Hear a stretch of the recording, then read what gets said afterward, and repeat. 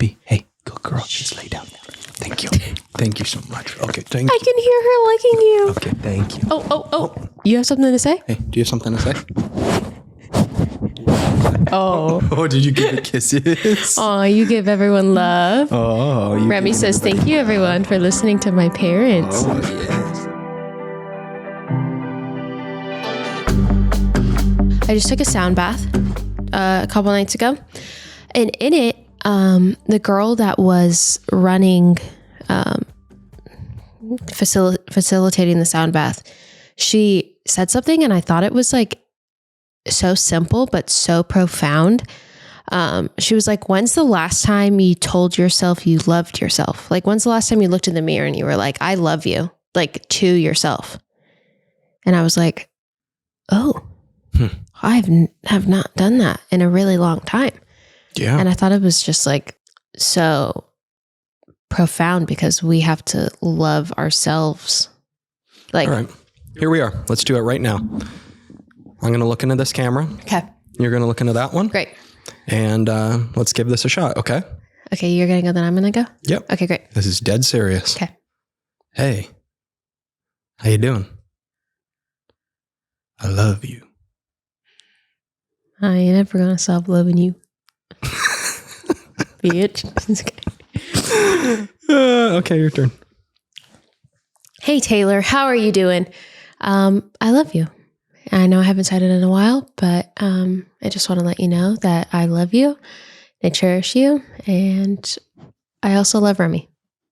Remy, do you love mama? Do you love mama? Okay, thank you so much. This episode of The Squeeze, we have the lovely Alyson Stoner on. And if you're listening and you didn't know, our producer, Victoria, very much knew this because she's a very large fan of the Cheaper by the Dozen franchise. But Taylor and Alyson were in Cheaper by the Dozen too. That was a beautiful conversation with Alyson we had, and it was super cool to reconnect with her. Haven't talked to her in many years, but just have so many wonderful memories with her and her family and my family. And it's just amazing to see the person that she has become in the last however long that is. Enjoy. Woo! Alyson, thank you for being here. It is so good to see you after all these years. I've been so excited to introduce the two of you. So I'm just thrilled that you joined us, and we're both really honored. Thanks for reaching out. Yeah, it's great to meet you, Tay, and see you, Taylor, and to know that this is a whole family event today and reunion it's really beautiful. It's pretty exciting. Oh my gosh. Pretty exciting. Should we do the citrus bit? Yeah. Okay. All right. Since you're not here, I'm going to pull one for you. Get ready. Very intense questions. My ASMR drum roll. Okay. Here we go. Oh, wow. Deep. Oh, shoot. What?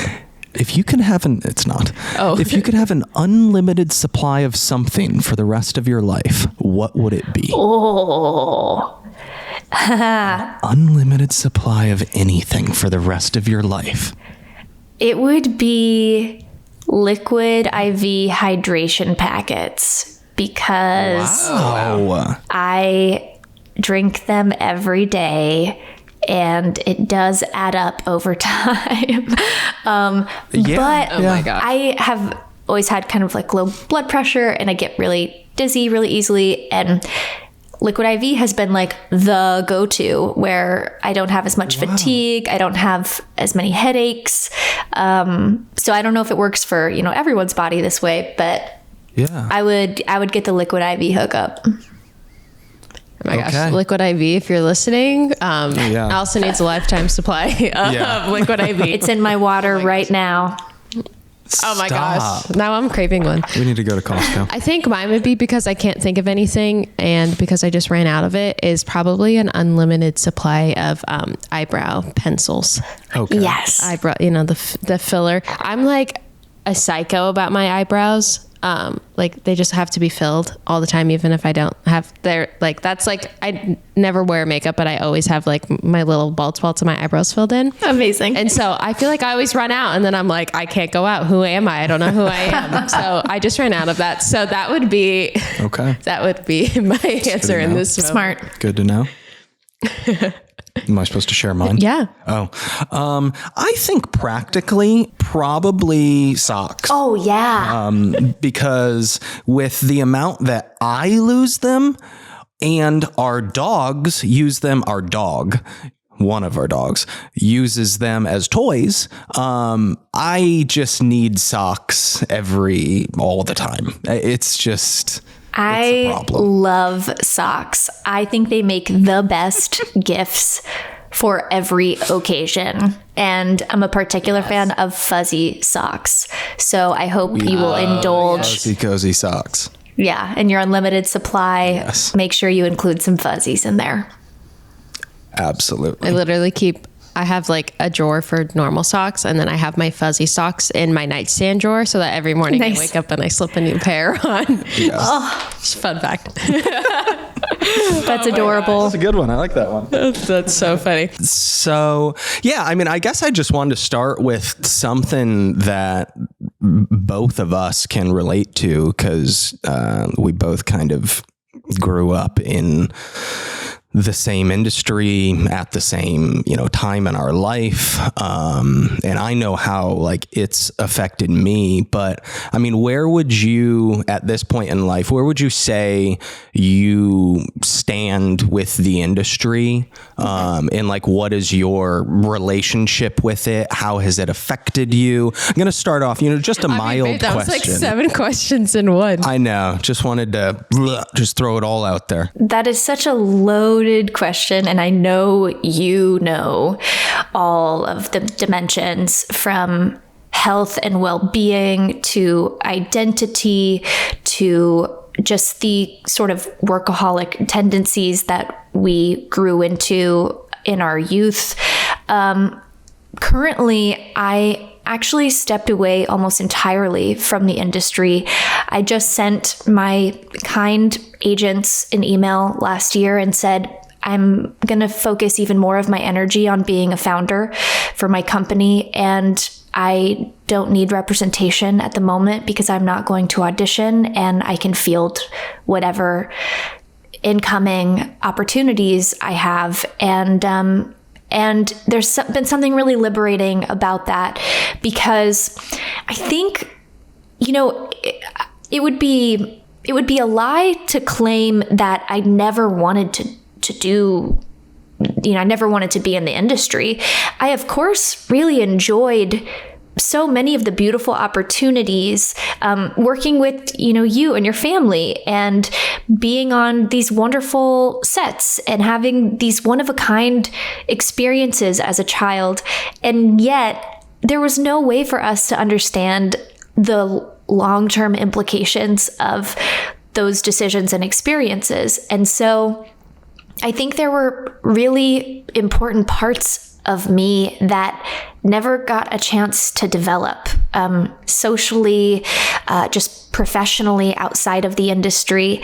And so now I feel like I've spent the last several years reclaiming those parts. And what's interesting is the more I feel empowered to use my own voice and to solve my own problems, the less I feel interested in playing the game of the industry. And especially with social media and digital media, like by now I've written, produced, directed, and edited my own content for over a decade. And I've completely cut out the middleman of needing Fox or NBC or ABC to give me a chance to share stories. And I have complete creative control over the messaging, and I can immediately interact with real people and have meaningful conversations that bring change to real social issues. It's just like, it's becoming harder and harder for me to believe that the industry is the best vehicle through which, I can contribute to the world. Now, with that said, maybe in a couple of years, I'll circle back. But, I'm on a couple animated shows right now, and those are wonderful. It's like great groups of people. I've been working with them since I was 11 years old. But other than that, it's like, I don't know. Life is so much more interesting outside of the business to me. But what do you think? Where are you at? Are you working, producing? Are you kind of taking a break?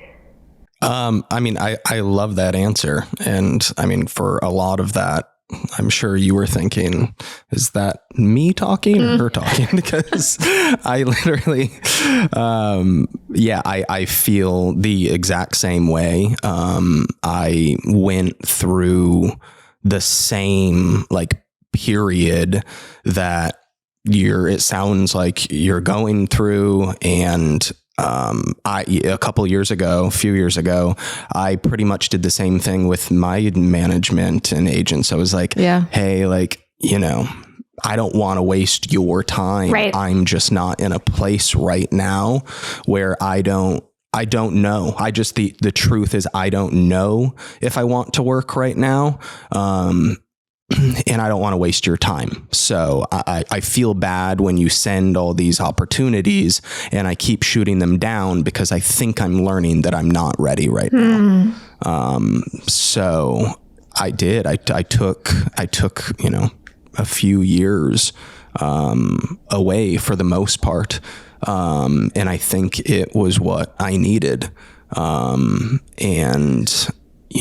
think I learned so much about myself, and exactly like you said, there were parts of me, growing up that I never got to explore, and normal stuff that, Right. So 99% of people get to, learn about themselves Right. and experience in life, but we never did. And Right. sometimes it takes, a reset, and for you to go, hey, what's more important, working on another show, doing another film, or, focusing on what's important in life. And I had to do that. And it was really empowering. And I feel like I'm just coming out of that, or I'm still not sure. I don't know what I want to be doing. I don't know how involved I want to be with things. I'm figuring it out, but I've definitely over the last few years learned a lot about myself, and feel like I've filled those voids in my life that I didn't get to fill earlier on. Right. So we're both on this journey together. Yeah. And even watching you two through your relational journey and getting married, it's almost as if when we were hyper focused on the industry, there wouldn't have even been space to pour into a relationship in this way and to build a foundation with someone. And it would have been so centered on just whatever the industry was dictating in terms of schedule and, priority. And so, I hope that in that time, you two have also had a chance to lean into each other as humans and not have the industry be as much of a third presence, which I feel like it can be. Yeah. I know that, all of us are on social media, and that has its own kind of third presence in everyone's relationship these days. But it's just interesting how Hollywood, looking back, when I'm, either speaking with my therapist or I'm conversing with friends, I recognize that so many of the patterns I have around attachment feel like they weren't just informed by my family, but also like the industry having a presence in how I understood connecting with people. For me, I notice a lot of times, like, we were always going from project to project, and you were expected to bond quickly and deeply and intimately with people because you're playing, family or lovers. And then a week later, boom, you never see them again. And you have this recurring experience of like deep bond, deep break, deep bond, deep break. Yeah. And I notice now I still have this tendency to, you know, feel skeptical that something's going to last, or I feel nervous to totally be authentic because I grew up, you know, bonding quickly and saying, here's my heart, here's my mind. Wow, you say you love me. This is amazing. And then never seeing you again just after this project. So, you know, it's like so many things that I'm working through that in a, you know, typical psychology analysis, we might be like, oh, you have to look at the family of origin. You have to look at the household, look at the early relationships. Yeah. And I'm like, when I tell you Hollywood has its own presence as if it's a person in this kid's life, it's like a pseudo authority figure. It's a pseudo teacher. It's a pseudo lover. It's like, it's a whole dynamic that's like super preoccupying.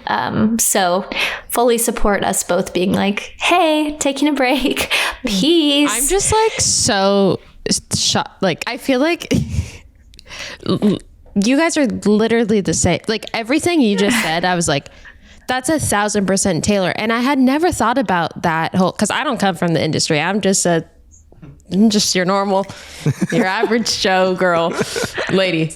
Which I love. I never thought about. I celebrate. Exactly. But it's so interesting, like to the point of like you saying like the bonding and then leaving. Cause like, obviously like we've talked about, like Taylor will make comments to me like, well, I told him once we got married, he's not allowed to do it anymore. He still sometimes does, but he's like, are you going to break up with me? Like, do you still love me? And I'm like, you saying that, I'm like, oh, for sure that I've literally never thought. I'm having so many epiphanies and we're barely 10 minutes into this episode. I'm like, wait, hold on. Yeah. As you were talking right there, I'm like, oh, wow, that's probably where that comes from. Yeah. Like literally, that's what I was thinking. I was like, because I don't know. And I've never been able to figure out why, but I think you just did. I have this like fear of people This leaving. podcast is literally free therapy for us. Yeah, right. Thank you, Alyson. Yeah, I don't know. Yeah, I have this like this fear, this insecurity, like this massive insecurity that like, something's gonna be there and then it's gonna be gone. Like, right? I'm terrified of that. Yeah. And like, he knows we're not going to break up. Like he knows that we're fine. And he doesn't say it when like we're in a like we'll be lying on the couch, cuddling, watching a TV or whatever. He's like, do you still love me? I'm like, yeah. Like when I'm cherishing, you know, a wonderful moment is when I usually say it. Yeah. Right. But clearly there's something deeper in there. And I feel like what you just said makes so much sense. It's interesting because we all have our own disposition. So, you know, I admire you for still choosing to be in relationship with someone, choosing to trust, choosing to navigate whatever insecurities come up and build that reassurance. Whereas for me, I noticed that, you know, I'm hyper independent and I have more of an avoidant strategy where like I need to know absolutely every detail before I even dip my toe in.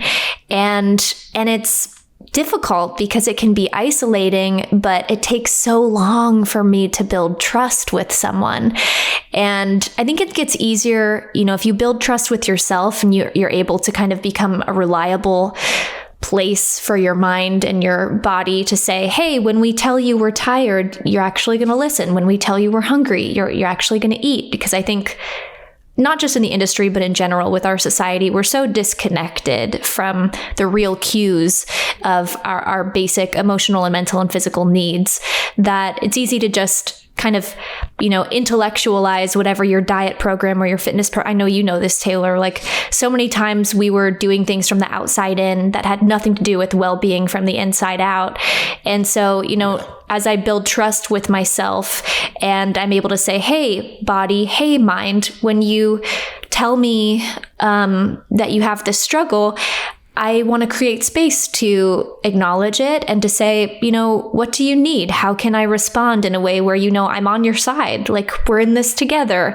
I'm not an enemy to you. I'm going to actually respect you now. I think that has made it easier to start trusting other people too, because I'm first going through the process with myself to say, hey, as a kid, you had no consistency, no structure, like no predictability. So now, like, establishing simple rituals for myself is like, it's been so powerful, and it's so small to other people, right? When people are like, right, why is it such a big deal that you learned how to brush your hair and brush your teeth on a daily basis? And I'm like, you don't understand. Like, everything I did was usually just behaviors that had to do with my work. And so if I wasn't on set, I wasn't thinking about these things. Like, I combed my hair because I was going to be on camera, not because I was just going to comb my hair.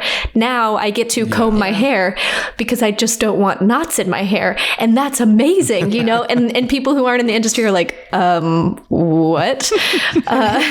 But you said like you got a chance to connect with some of the normal experiences. And I wish we could like give people a chance to experience the abnormal industry side of things as kids, and then show people just how beautiful everyday mundane life is, when the most boring of things are the most profoundly beautiful gifts in this life. And now I'm meandering, but yes, all that to say, rebuilding trust with self helps me lean on others. And I respect you for still being like, hey, I'm going to lean in and actually like let myself connect and be loved and be heard. Cause I'm like still on that journey. Whew.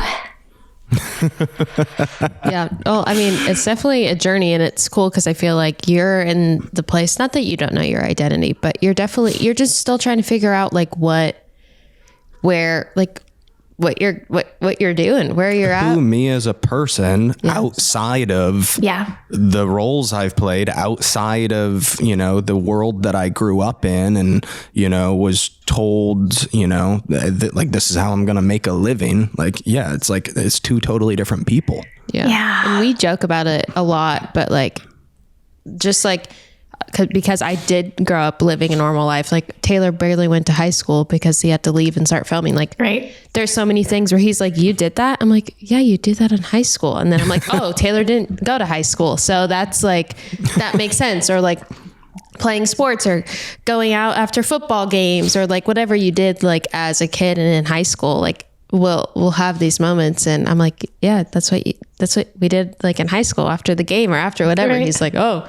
And like, it's just so many moments like that still like, we're 5 years into this relationship and I'm still like, this is just like, there's things that I do and Taylor's like, why do you do that? I'm like, what do you mean? Why do I do that? That's the normal response. And he's like, well, I didn't do that. I'm like, well, you didn't have a normal upbringing. So it's real. It's just so wild. Like the differences that we're still learning about each other, that we're 5 years into this and I'm still like, I feel like we were talking about something the other day and I can't remember what it was, but I was like, yeah, that's normal. It's like what you did. Yeah. No, I'm constantly learning from Tay, and I'm just very thankful to have somebody like her in my life. Cause I feel like she set me back on track or put me on the right track. Like maybe I was looking for my track and I didn't really know where it was. And she gave me the stepping stones. And you're right. Like I tried relationships before. Like I've been in relationships and long-term relationships, but when the industry was the industry was in between those relationships. For sure. Yeah. And I think it took me realizing, well, something's not working out here. Right. These relationships, aren't successful. They're not healthy. I want to be in a better relationship. What do I need to do? And I was like, I need to put work aside for right now because this is more important. And as soon as I did that, our relationship flourished. Wow.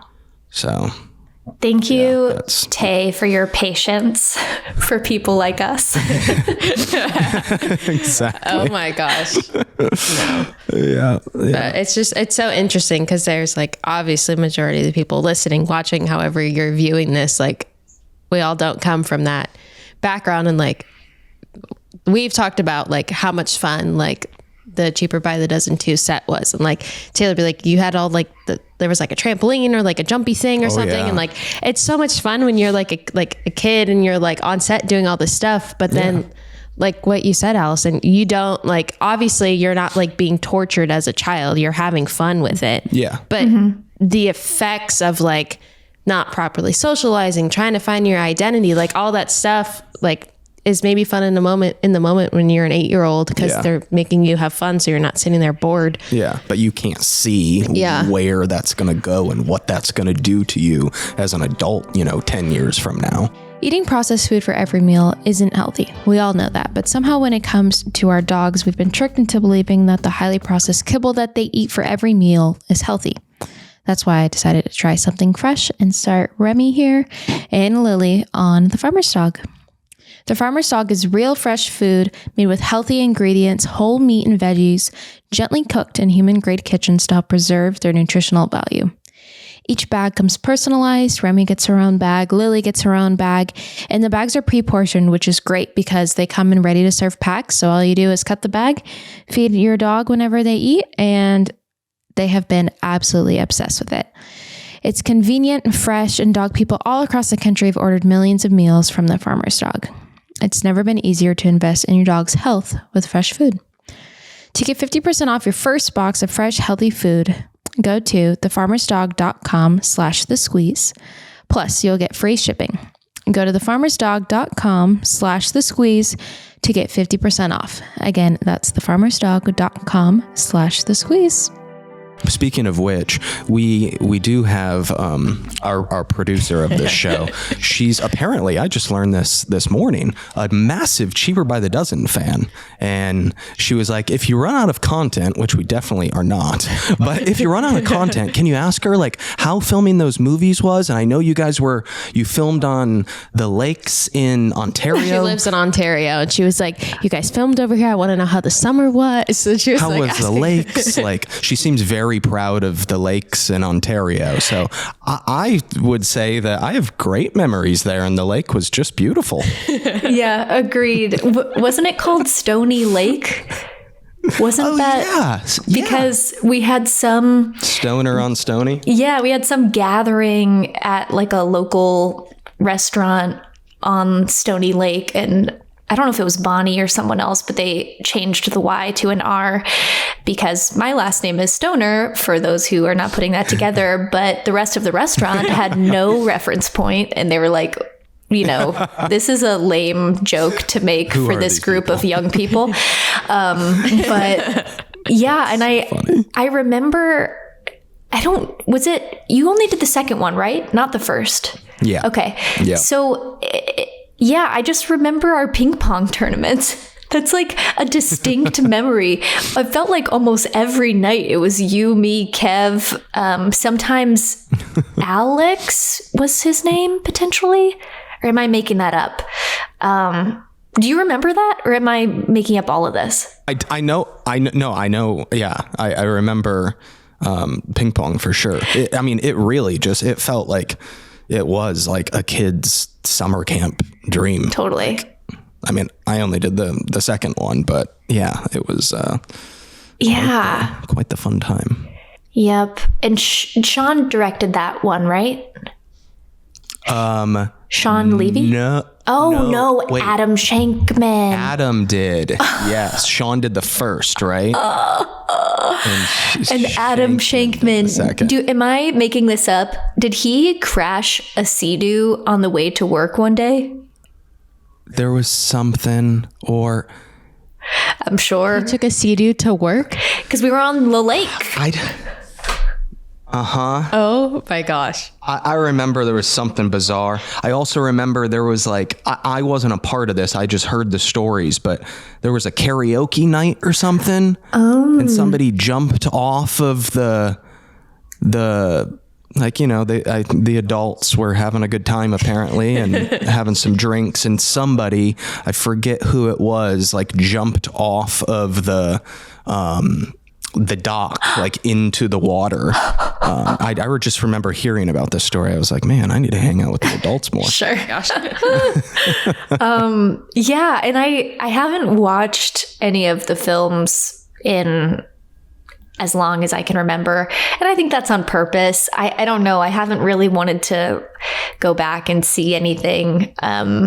Maybe that will change someday. But for now, you know, like people were asking, did you watch the Grammys? Did you watch this? I'm like, no, I didn't see anything on purpose. And I much prefer that. I have books next to my bed and I read those, and they have nothing to do with film or television.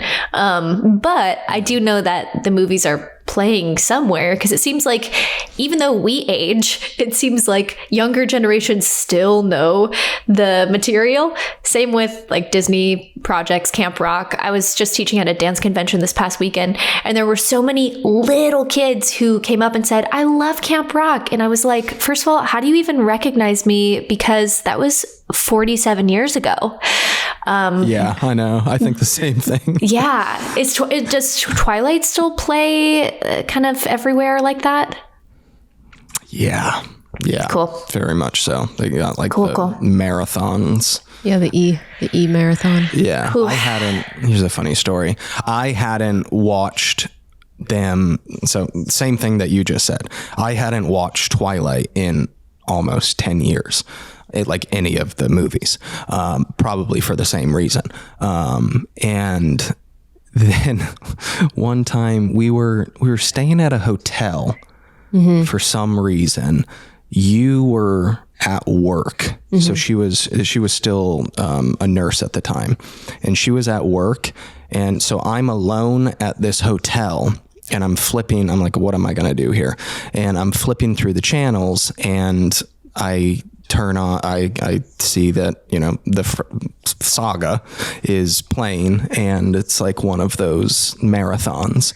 And I literally was like, I haven't seen one of these in a while. A very long while. And I started watching it, and I watched like 4 movies back to back in bed in this hotel by myself. And she comes home from work and she walks in and sees what I'm doing. She's like, what are you doing? I literally walked in and was like, what?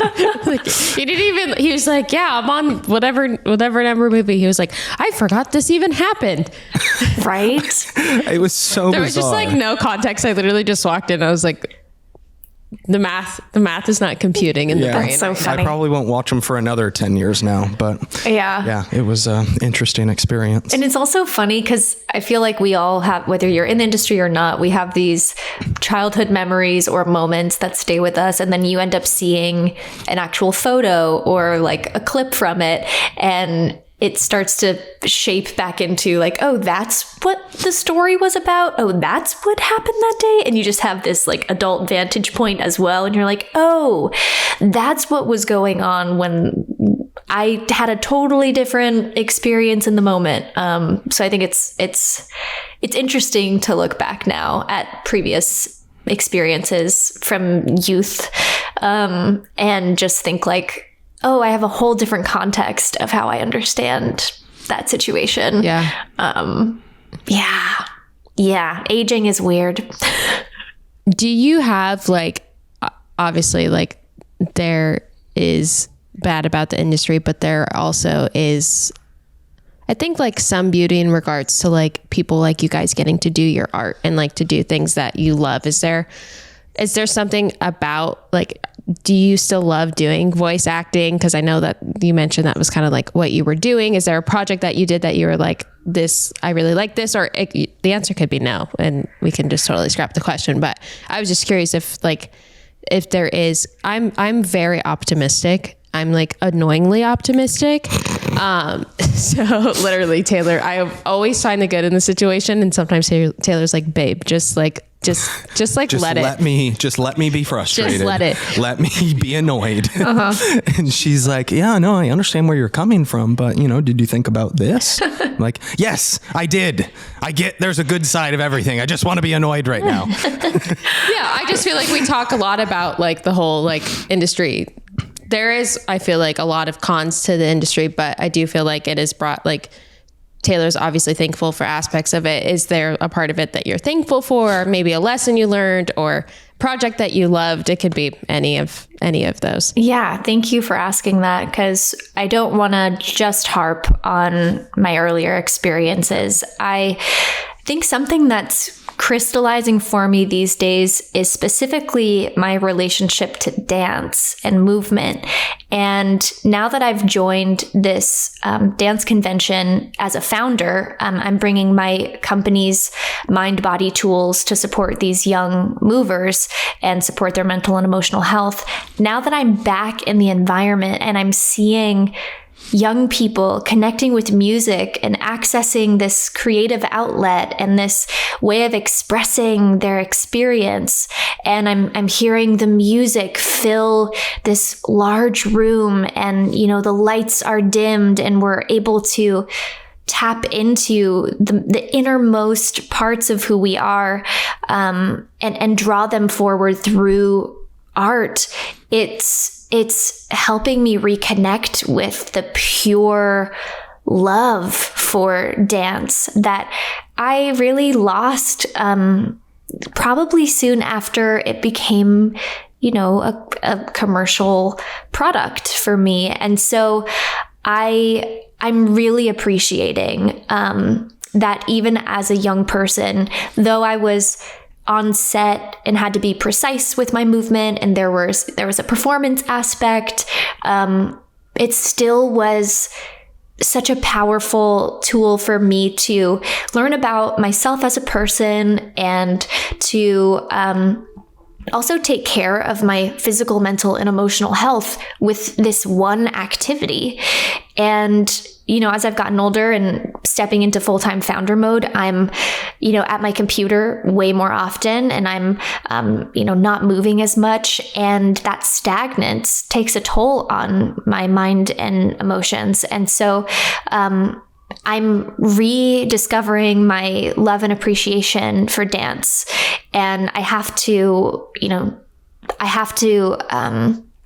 find the beauty in the fact that dance really was threaded throughout a lot of my career. And, yes, there were tough parts of it, like the 10-hour rehearsals where you didn't get a snack break or any water. Yeah, that's tough. And it also was still a special gift to have as a young person. So, that's something that sticks with me. And of course, there are so many one-of-a-kind experiences. I was just reflecting the other day. I was fortunate enough to judge some film festival in Osaka, Japan as a teenager. Like, was I qualified to do that? Wow. Probably not.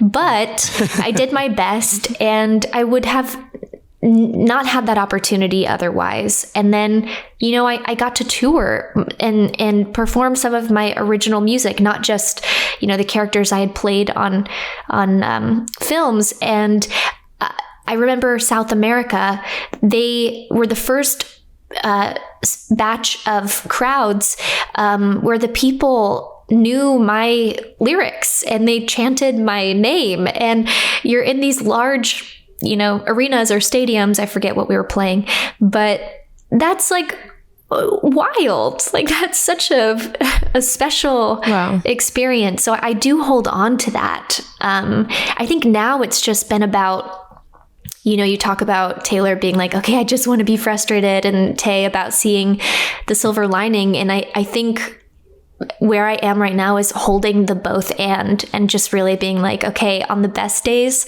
there's still a complex crisis somewhere. And on the worst days, there's still something magical about being alive. And I'm just trying to kind of hold it all with some semblance of grace and dignity and acceptance. But it's a lot to, acknowledge the full spectrum of the human experience on a daily basis. Like there are so many things I'm sure going on in all of our lives personally that we're just like, how do you manage all of this at once all the time? And then for folks like my sister, your sister, who is now taking care of another life on top of it, I'm just like, yo, how do y'all do this?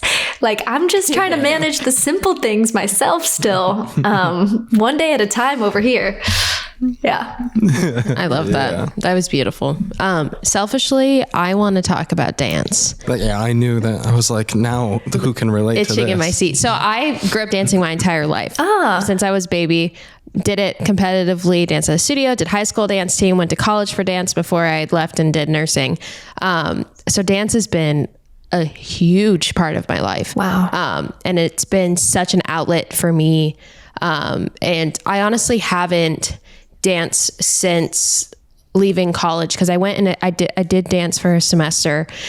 And that was the first time it was ever like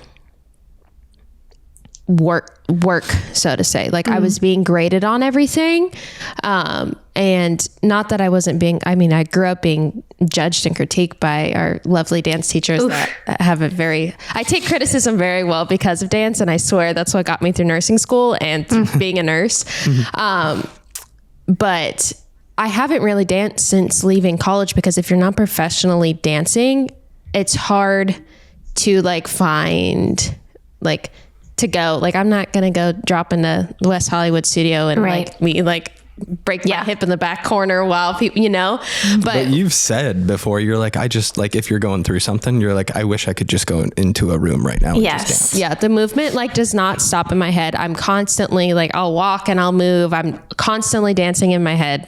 One of my good friends, I grew up dancing with her and she still dances. She's like, do you still do stuff in your head? I'm like, I don't know when this is going to stop. I don't know if it's ever going to stop. I'm not mad about it, but I've been struggling over the past couple years, trying, because dance has always been such an outlet for me. And because I don't really move my body anymore, even though I easily could, just put headphones in and move. But it's it's hard to find that. And I'm still just trying to figure out, I think that's why it's harder for me to process emotions. I'm the person who has to sleep on it and think about it. And I think that's honestly because of dance, and just dance was I process everything through dance. And since then, and going through working at the hospital and life, it's been interesting for me to try to figure out how I cope with things or how I work through stuff, because all in the past it was with dance. And I'm still trying to figure what that new outlet is, or how to get back to how that. To incorporate that. But I would love to just kind of hear what kind of an outlet dance has been for you, because dance, all my friends that have danced, it's such an outlet and it's such a freeing thing. I have friends that don't even dance. They're like, I just needed to move. I'll just flail my arms. And I'm like, that's dance is such a beautiful thing. And it's I just want to hear what dance has done for you, because I know you've been doing it for so long and it's been such a huge part of your life. Yeah, but I relate to you in terms of the relationship to it kind of having its own arc, where I stopped moving and I also needed to reorient my relationship to it. There was stuff that it just doesn't fit the way it once fit. I have to find a new way of letting myself move. And so, it's been a lot of trial and error over the past several years. For a while, I didn't listen to any music at all. It was no music, no movement. And it almost then gave me a blank slate, so that the next time I did hear a song, it was I'm hearing it for the first time, instead of when I used to be in the studio and it was all day long, new song, new combo, new song, new combo. And so then I tried like going online and taking a couple free dance classes that were just on YouTube, or doing like dance-based workouts, or, trying to freestyle. But even that would bring up this performer side of me that was like, still self-conscious, as if anyone was around or cared. So it's been an interesting arc, but I think a couple things came up for me that I just want to geek out for a second in terms of brain activity and movement and processing. So when we're, 0 to 2 years old, we are operating in sensory motor processing. So we're not, intellectually or verbally sorting out what's going on in our lives. We are literally taking in our experience through our senses and understanding how our body even moves through space for the first time. And in those 2 years, we're gathering our first messages about what the world is, who these people are, what is safe, what is not safe. And it starts to, store a lot of information that has no verbal language.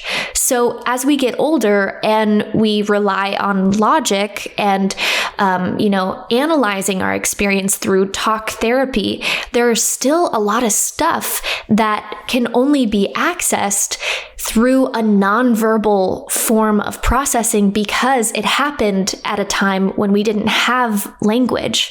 So movement, it doesn't have to be elaborate dance or, some kind of refined, formalized craft. It can be as small as understanding why our muscles tense in certain situations, why our body language is open or closed when we're around certain people, the subtle movements that kind of become the story we embody every day.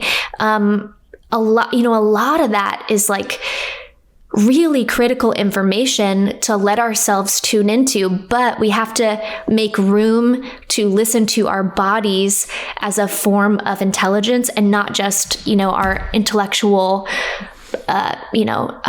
mind that's trying to analyze through, reason and verbal processing. So I say all of that because I do think there's something special and valuable about finding some way to reconnect with your body. That's the whole mission underneath my company, Movement Genius, is that mind-body connection. But then the second thing that came up when you were speaking, which I asked my friend the other day, because he used to be an athlete and now he hasn't moved either. And I'm like, I'm pretty sure, many of us who used to do a lot of stuff are like, trying to figure out what to do now. Or we didn't grow up doing anything and we're like, where do we belong? Because it doesn't feel like it's at the gym. It doesn't feel like it's, out running outside. And so, he was kind of like trying to talk about the habits he wanted to form and the behaviors he wanted to adopt. And he was asking for suggestions. And I was like, instead of focusing on the things you're trying to do, I want to ask you, what do you think is the resistance between you and doing this again? Focusing less on the, best way to organize your schedule and optimize it so that you wake up and you're motivated and you go do the movement and then you check that off the list and great job. And more like, why aren't we moving? What is in the way mentally, emotionally, physically, and becoming curious about that. And then maybe letting that help us understand what would be the best approach. So that just is what came up for me, is like, if you're trying to kind of figure that out, as I am as well, I'm trying to listen for what the blocks are. Yeah. And do you know already kind of what that is? No. And that's such a good, Taylor's literally going to be harping that on me in a very loving way. But I've after I left dance, I guess it just I wasn't dancing anymore. I taught Pilates, I did bar. And then I started nursing school and just kind of like left all of that. And honestly, since when was that? I mean, 5 years ago, I guess. It's been so hard for me to even like be active, like to like go and move. And it like, I haven't been able to pinpoint what that is. I've never been a runner. So like I can just cross, like I didn't even like running when I was at the height of my athleticism, but like I just even like getting out and moving or like going to work out or going to like, I don't know, play tennis or whatever it is. Like there's like, I don't have like drive to do that. And I don't know like, which is strange because I grew up loving it and doing it. And I was just gonna say, I loved it so much. Like I literally with like high school dance team, you have to like pay for, but you don't have to do, you probably do like 6 or 7 dances the team does that competes, and each dance, like you have to audition for it. But then if you do it, you have to pay for like the costume, you have to pay for all the fees and stuff. And my parents were like, we can't afford for you to do all of them. And I wanted to do all of them. And I literally was like, please. Like I loved it so much. My parents worked extra hours just so that I could do the dances. Like that's how much I loved it. Yeah. So it's just, it's been like such a weird process for me trying to figure out like why I'm not even motivated to like move in the slightest. Like never like, let's go work out. Like I never do that. And I used to go to the gym on top of all of my dance hours. So it's like such an interesting, like, I don't know what it is. Switch, change, adjustment. HelloFresh knows you're busy. That's why they take care of the meal planning, prepping, freeing up your time and your schedule. With pre-portioned ingredients, foolproof recipes, and convenient doorstep delivery, HelloFresh makes it easy to get dinner on the table. They have 40 weekly recipes to choose from for all meals, occasions, lifestyle preferences. Take your time to pick from meals like soy glazed salmon with rice or mushroom and chive risotto. One of my absolute favorite meals from HelloFresh is their zucchini and tomato flatbread. It comes with lemon ricotta, fresh parsley, honey, and chili flakes. My mouth is watering right now. It's so good. If you guys are wanting to try America's #1 meal kit, go to HelloFresh.com/thesqueeze60 and use code thesqueeze60 for 60% off plus free shipping. That's HelloFresh.com/thesqueeze60 and use code thesqueeze60 for 60% off plus free shipping. Try that zucchini and tomato flatbread. It's not going to disappoint. Like realistically speaking, we had less on our minds when we were younger. We still had plenty of, schoolwork or lines to learn, but like now we're thinking about social and systemic and, environmental issues. We're considering, the trajectory of our career paths. We're like, it's just things are more layered and take more energy.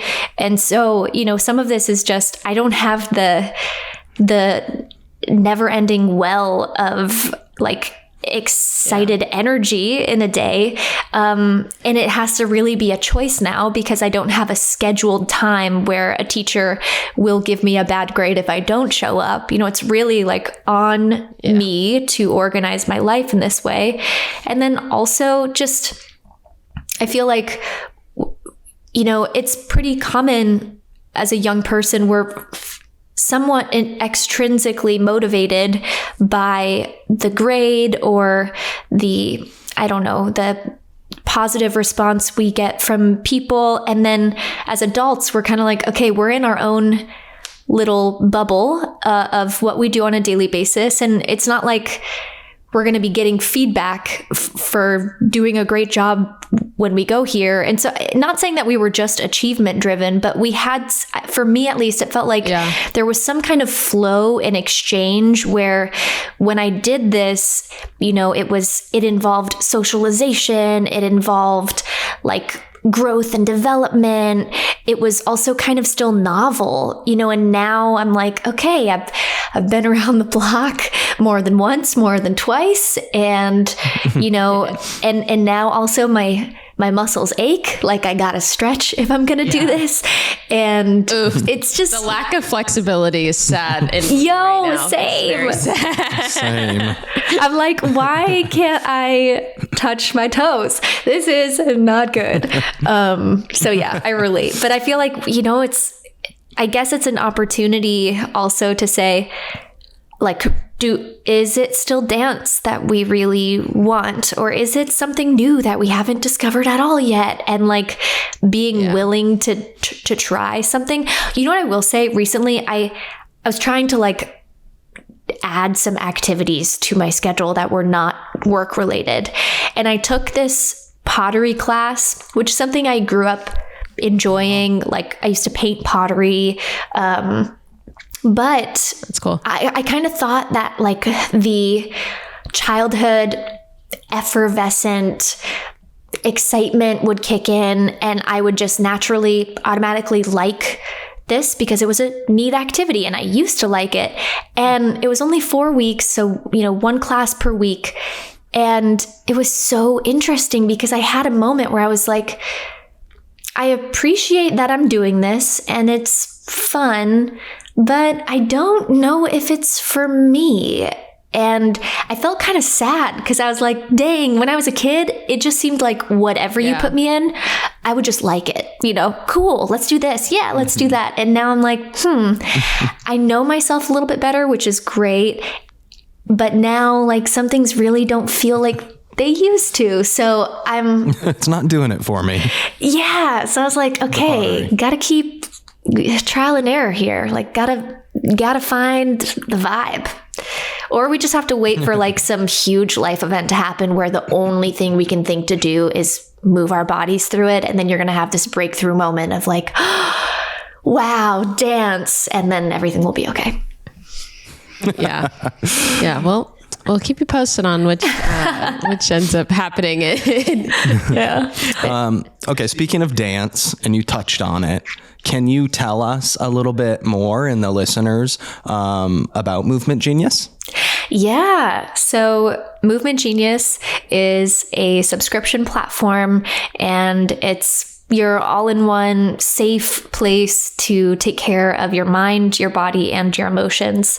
So we have a library of over 200 mental health tools, stress relief techniques, and movement programs that are designed by psychotherapists and experts, and they help improve well-being wherever you are, any time of day.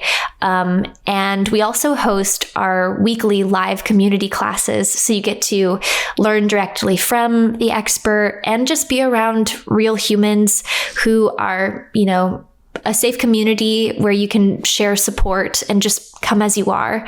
Something I really love about our community is that it's intentionally inclusive. So we've got, lots of folks who identify as queer, lots of folks who are living with chronic pain or have limited mobility, and have found that our classes can really meet them where they are, because a lot of wellness platforms, they sort of have a performance quality to them, and it's sort of like no pain, no gain mentality.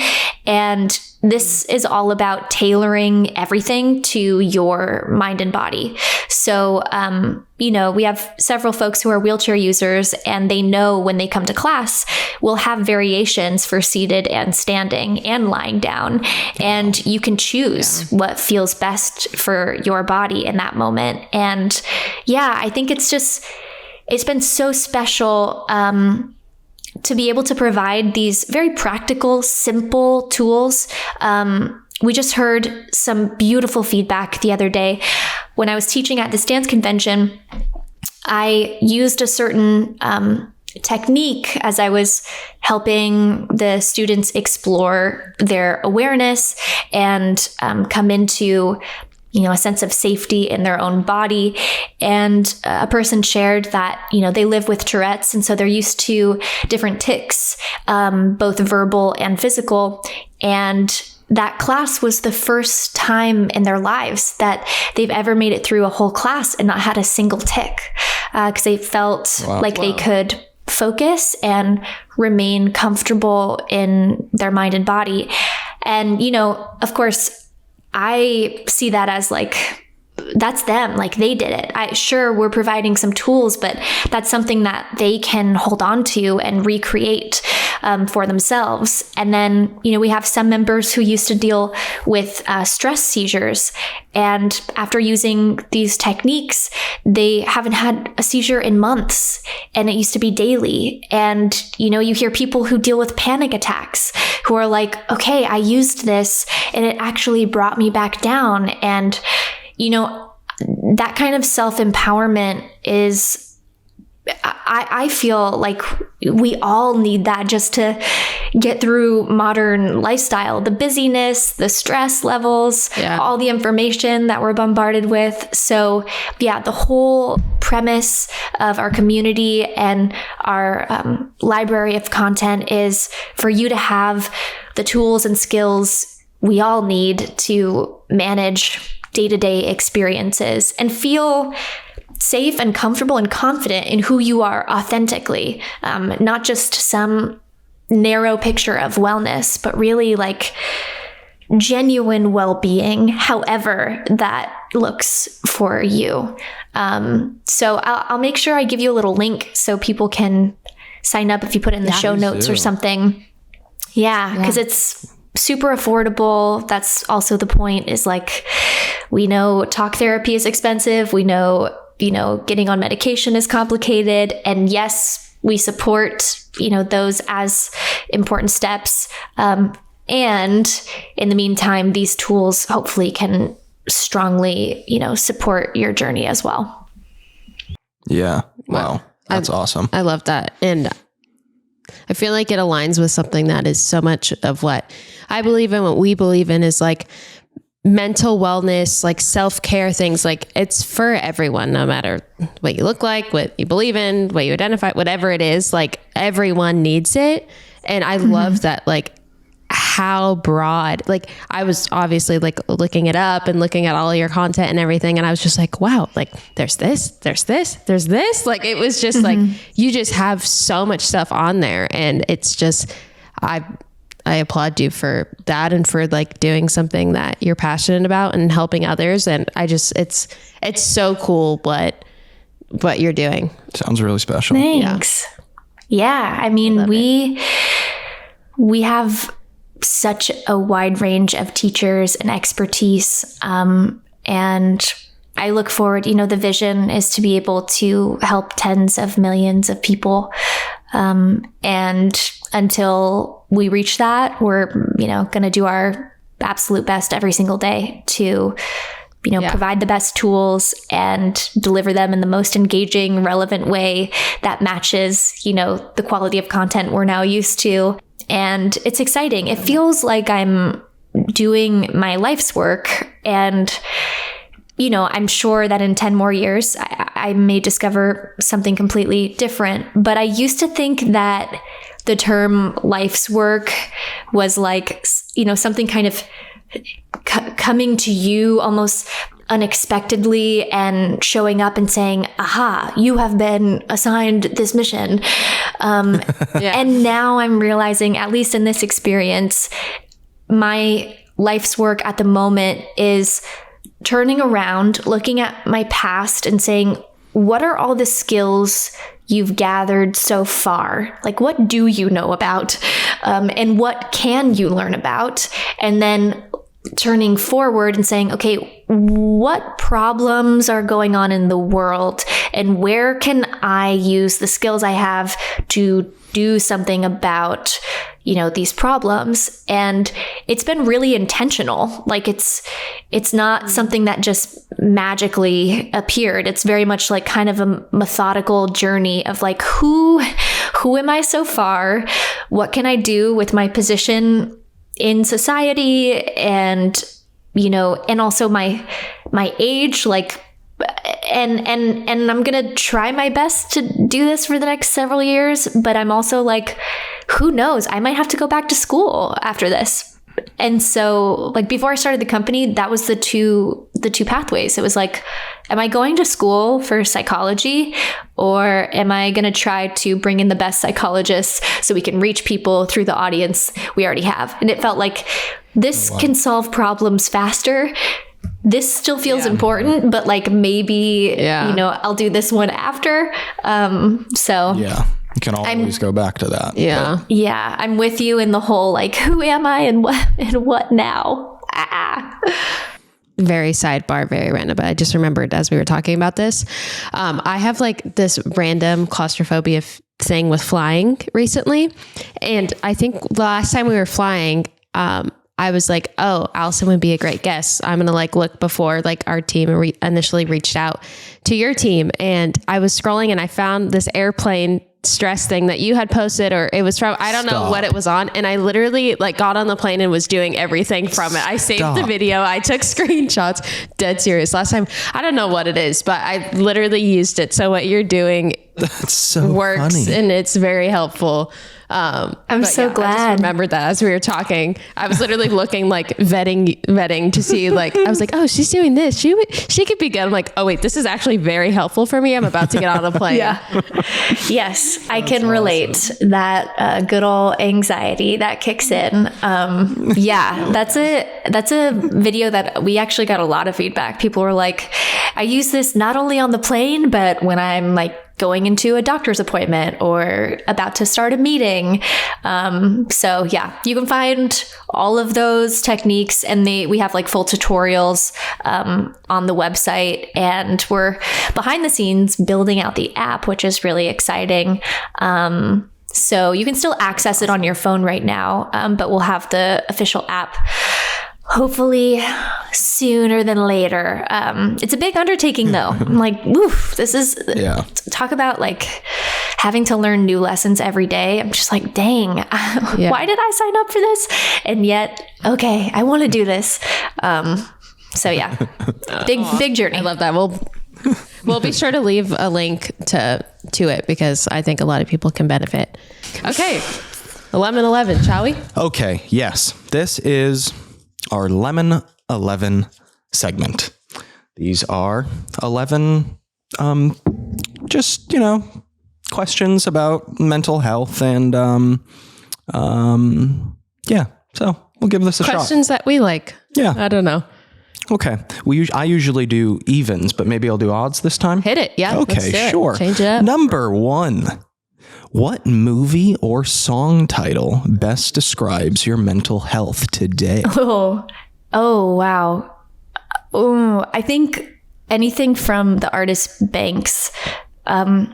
She's a little shadowy, and I think it's less of the lyrics and more of the production. So I'm thinking like the low synth lines and the muted percussive sounds and a little bit of that mystery, because I'm like sorting through some things and I feel a little bit like I'm in a dark night of the soul. So yeah, I think it's Banks. Banks is my soundtrack. I like that. Yeah. You painted that so well. Right? I was there. I was listening to, I was there. We love Banks. Oh my gosh, that's great. Okay. Number 2, how open are you with people in your life when struggling? Ooh, wow. I have a small group of 4 or 5 people, and I am learning over the past several years to at least give them a little, give them a short message, letting them know something is a little off, and creating a thread of connection, because it's so easy for me to isolate and to just think that I should be self-reliant all the time. So I think as I'm getting older and life is feeling a little bit tougher in some ways, I'm starting to really see the deep need for close friends, and not just like, lovers and partners romantically, but like friends, like friendship, community. So yeah, I'm getting a little bit better about that, because I need it. I actually need it. Yeah. Badly. Yeah. Yeah. Definitely can relate. Yeah. That's something that we have learned to not prioritize, but we've definitely like really found a great community of friends that we're able to like have deep conversations with. And I feel like we've gotten to a point, especially me, like yesterday, I was having like the worst anxiety, but I didn't know why. It's normally how it happens. Didn't know why, but I was like, I'm fine. I'm getting through my day. I just like feel really heavy. And I think I was like walking into an appointment and I was like sending Taylor a voice note. I was like, just so you know, my anxiety's pretty high today, but I'm fine. Like I know I'll get through it, but just so you know, Just want to let you know. end of the voice note. But, I loved it. but since I've been doing that, like it gets easier too, to like just be like, hey, like we don't need to fully dive into it, but just so you know, I may need to dive into it later, or I may need to not. You don't need to fully dive into it, but I also don't need to fully bury it. Yeah. Right. I think that's what we've found helps both of us. Yeah, for sure. 100%. Yeah. I love the just so you know messages. I'm starting to send those as well. And I'm like, I really don't want you to fix this. I genuinely just want it to be in the air, witnessed, and like, should this be a reason you notice I'm a bit off, like, now you have some understanding. But yeah, the whole burying thing turns out doesn't work forever. Yeah. This is very true. Okay. Number 3. What is your favorite part of your morning or night routine? Oh, that question assumes I have a routine. I do not. About 7 days ago, I told myself I should moisturize, and I have yet to follow through on that. So tonight, my favorite part of my routine is going to be the lotion on my face. Let's go. Oh my gosh, I love that. It's so true though. Like it's so hard to like stick for me and you, I guess. Yeah. Like I have a routine. I definitely feel better when like I'll like take some quiet time in the morning to read or to just journal or whatever, but it's so hard to like actually make that a consistent. Yeah. Like people that do that, I'm like, I applaud you. People that wake up and they drink their lemon water and they go and do the journaling and all the things. And I'm like, how do you, I got to wake up at like 4 a.m. to fit this in. I don't understand how we're doing this, but so instead I watch Instagram posts of people's morning routine as my morning routine. Literally all the TikToks and Instagrams are like, oh wow, look at them making their coffee. Oh, that's really nice. Oh, they got the heart-shaped ice cubes. Oh my gosh. Right. Actually yeah. I will say though, I am a strong proponent of trying not to be on my phone too late or too early. That does make a big difference, not only in my focus, but my mental health really has been affected when I spend too much time on devices. So I am trying to be more mindful of that. And like the screen time notifications that help you set limits for yourself, I bypass those every day, all day long. So I need to like find a different way of maybe just throwing my phone outside and then saying like, you don't get to find it until tomorrow. That might be a more effective method for me at this point. Or like giving it to a friend and saying, lock this somewhere and don't give me the key. But yeah, I think that's important, is like getting away from screens. Yeah, feel that. Yeah. Number 4. We know what we're going to do here. Yeah, we're going to do the thing where it rewinds. How has your career impacted your well-being? We can just reverse on that one. Yeah, we'll just do a little. There was no way for us to understand the long-term implications of those decisions and experiences. And so I think there were really important parts of me that never got a chance to develop. All right, number 5. What is the most misunderstood thing about you? Wow, a couple of things came to mind. One is that people probably think I have way more money than I have. I think when people are like, you started working so young, you've got to be like multimillionaire. I'm like, you would be so surprised how we can work that much and not have that in our bank accounts, because the industry is interesting that way. But the other thing is, it might be easier to believe now, but growing up, I think I had the veneer of, just being in a positive mood all the time. but I was really quite a serious child. And I think sometimes people are surprised when they see my brow furrowed and I look like I'm contemplating, this existential question, and I probably am. So I think I'm a little more serious than people might anticipate, because I guess I probably present, or at least I used to present, more chipper and joyful. And yeah, I guess, but sorry, quickly, now I'm turning it into 3 answers. Maybe the main one that I wanted to communicate is that when people see me expressing joy and happiness, I think it might be easy to assume that that's just an easy default setting. And for me, joy and happiness have been hard earned. It's been something kind of difficult for me to access because I used to be afraid of expressing joy because I thought it might look too youthful or foolish, and I didn't want to seem too young on set. I wanted to be a responsible adult and treated like an adult. And so I think maybe there's a misunderstanding of like, oh, of course you're happy, everything seems like it's going well for you. And I feel like for me, joy and happiness are really a choice and a practice.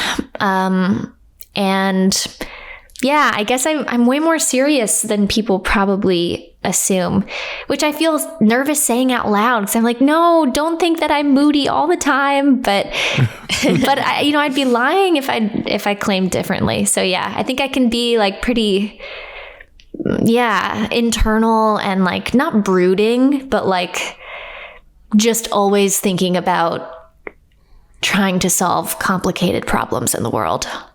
Wow. Yeah. I shouldn't have said any of that out loud. No one wants to be my friend anymore. They're like, dude, just chill. No.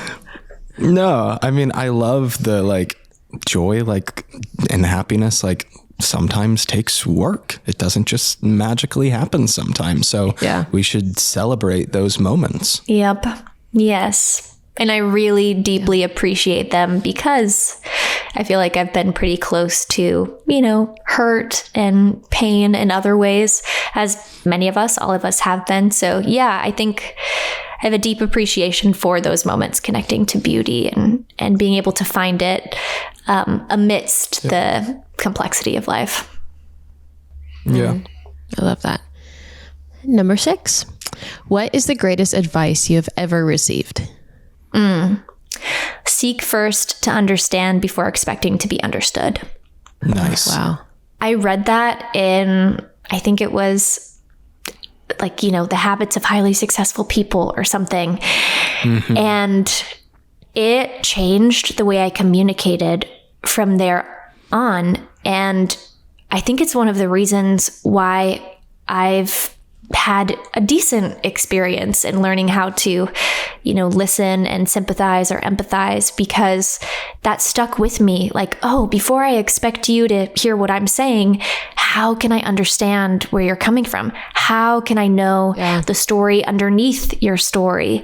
And I really, advocate for being as active as a listener as you can be. Ask clarifying questions before, giving your input.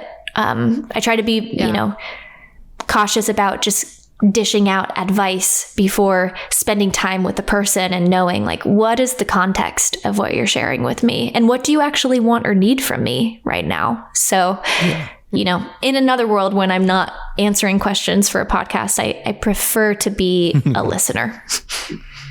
Yeah. You're an incredible listener. Like, that is just you. Like, obviously, like, I know you from many moons ago, but like I from talking to you in the last hour, you can tell that you prioritize listening. And I already gathered that before this question. Yeah. Cool. You're doing a good job at it. Thanks. 7. What does wellness mean to you? I have to admit that the word wellness still sometimes I still have sort of a distaste for it because it's been hijacked by like corporate brands that show you some image of a person drinking a green smoothie and living a specific lifestyle and having a specific body. And so in some ways I have an aversion to the word wellness until I redefine it as, this all-encompassing way of being in the world, organizing your life in a way that allows you to flourish to the best that you can in your circumstance and with the access that you have to, the tools that we need to take care of ourselves. Something that's been really present with me recently is community wellness. And I feel that a lot because of our company. When I take care of myself, it's one thing, but if I go outside and the rest of my community is suffering, that doesn't feel like true well-being. And so for me, I feel only as well as my community is. And I know that deeply we're all so interconnected and interdependent anyway, that when I help ensure that you have the tools you need, we both can then better support each other when we need the village. So, I'm thinking a lot about community in well-being and like looking out for people who do and don't have access to the tools they deserve. Yeah. That was beautiful. That was beautiful. I loved that. I know. My mind went straight to your company as soon as you started talking about it. I was like, oh, well, you're doing that. Yeah. So, bravo. Trying. That's awesome. Okay, number 8. What is your relationship with social media, and do you think it affects your well-being? That's my relationship with it. I am kind of ready for it to not exist. I will say that I have really chosen some wonderful accounts to follow that have been life-changing. They've provided perspective and insight. They've taught me about legislation and, social issues. I hope, obviously, that they're like legitimate sources. But I think, I've tried to make it as helpful as it can be. But I don't know. I think I'm maybe just a little burnt out from it at the moment. And it does affect my well-being. Since I grew up on camera, it's not the whole comparison thing. I know that is for a lot of people. They're like, oh my gosh, everyone's doing all these cool things. And, sort of the fear of missing out and jealousy or insecurity. And that's not the case for me, because we grew up in a competitive environment. We were always compared to each other and pitted against each other. And now, I think the way it affects my well-being is just, it takes me out of my body and it becomes this distraction tool where I look back at my day or week or month or year and I think, wow, if I just spent an hour today, and I've done this every day, that's multiple days of my life purely just scrolling and not engaging with the world. And so, I feel a loss from that. And I don't like feeling so distracted. So, I think if I can kind of curb the habit to be more, ways to go and see what a couple friends are up to and then learn a couple fun posts and then go back to your day, great. But it's designed to be so addictive that, I know I'm not the only one. Like, we're all like, why do we open up Instagram when we're on the toilet? Why do we open up Instagram when we're getting in the car? How am I opening up Instagram? And I didn't even know I was on Instagram until 15 minutes later. So, I'm like, I want a break from that, I think. Yeah, absolutely. Feel that. Okay. Number 9. This can be whatever it is. But what is your favorite form of self-care?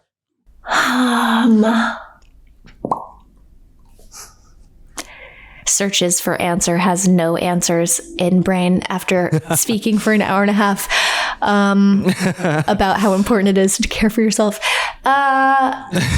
Let's see. Favorite form of self-care. This is a specific activity that my therapist actually suggested. So I deal with a lot of anxiety, and she's helping me recognize that sometimes when you're anxious, it's about learning how to just like regulate. You got to like actually come back down from that moment. Other times it's like a signal of, I wonder what's underneath. Might need to explore this. And so whenever I feel that second urge, I grab a journal and I will use my dominant hand to open the conversation with anxiety and just say like, hey, checking in. How are you feeling?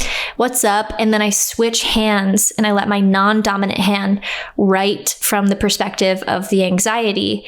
And some of the beautiful things that happen during that, one, it slows you down, kind of slows down your thoughts to really connect with how you're feeling. But it also has this bilateral stimulation. So you're using both brain hemispheres and it helps integrate the information from logic and emotion. And so that's been like a really profound activity for me to get in touch with like where the anxiety is coming from, what needs are under that or fears. And it's like still like a tactile thing. So, it's not just all in your head. It kind of like allows you to put it on paper and see it visually. Cause also like typically, unless you're ambidextrous, your non-dominant hand kind of looks like chicken scratch a little bit. So there's this tenderness that comes with seeing like, oh, this is a vulnerable, maybe younger part of you that you're interacting with. So yeah, that's been a helpful self-care practice for me lately. That's so cool. I've never heard that before. I've never heard that either, but I want to try it now. Oh, I'm going to send you all some squeeze journals. I literally thought of you like journaling and it was the cutest thing to me. My response was awe. Okay, move on. Oh gosh. Okay, question 10. Who has had the most positive impact on your mental health? My first therapist, hands down. She changed my life. She was the first person who taught me these somatic body centering tools. And without her, I don't know when I would have learned to safely re-inhabit my body. So she, in so many ways, was also a parental figure for me and gave me a roadmap. And I remember being in her office and she had like, forgive me if you ever see this, but she had this couch that was just such an outdated pattern, and the walls were, it wasn't like a fresh or modern office. It was kind of old looking. And something about that was so comforting because she had no interest in aesthetics, no clue about what was happening in entertainment, no, interest in technology. And it just became like truly a safe area to like talk about all the things that matter, and not the distractions. And so, yeah, I think she really honestly saved my life, changed my life, and helped me chart a course for myself where I knew like no matter how tough it gets, there will be some way through this. And I still to this day reach out to her every once in a while. I feel like she gave me my foundation for navigating the world. Yeah. Wow. Really cool. I love that. That's so sweet. Yeah. Okay, last but not least, number 11. If you could go back to one moment in your life, what moment would that be, and what would you say to yourself? I don't want to end on like a sort of sad note, but maybe there's some empowerment in it. I think I would go back to the moment in Ohio when my family was debating whether or not to move to LA to get into the industry. I was 6 or 7. And I think I would turn to my younger self and say, you know, hold my beer, even though I don't drink. So hold my lemonade, my freshly squeezed lemonade. And I would talk to the adults in the room and just say, hey, what are you really thinking when you're making this decision? And I would advocate for a different course. I think I would say, hey, I hear that you want to support her talent or charisma or, you know, budding skills in the performing arts. And like, what part of this has to be in the industry? Look at all of the wonderful local theater groups there are. Look at all of the other ways to celebrate these skills. So yeah, I think I would go back to that moment and I would redirect my parents. And yeah, obviously can't do that, but yeah, I don't know how you would answer this question, but lately people have been saying, if you could go back and change it all, would you? And I feel like the typical answer is like, no, because everything that happened turned me into the person I am today. And I'm like, no, I don't wish that on anyone. I would go back and I would say, nope. Nope to all of you and nope to this. So yeah, that's what I would say. I would tell my younger self, hold my lemonade, and then I would go advocate for her. Cause you know, she didn't really know how to do that yet. Yeah. But I want to flip this on you. I want to flip it on you and ask, like, if you could go back, for both of you, if you could go back to your childhood at a critical moment where you felt like something happened that really changed the course of your life, would you change it or would you keep it the same way? I don't think, and I mean, I really respect your honesty with the question, and like that's like a really vulnerable answer. I'm trying to be super honest and vulnerable with myself right now. I don't think I would go back and redirect it and, you know, not have gone there altogether. But I think I would have gone back. I would go back to a moment in time where it was like a life altering, you know, stage that I was coming up on, and like remind that person like what's important in life. Like even, you know, like, hey, you're about ready to experience some really, really cool, you know, exciting, rare, awesome things. But remember, like, that's not what it's about. And don't get caught up in it, and don't place value in things that don't actually matter, because that's not going to lead to true happiness, you know, in the end. So appreciate it and, you know, enjoy it, but that's not the end all be all. So don't place you know, your value in that. I think that's what I would do.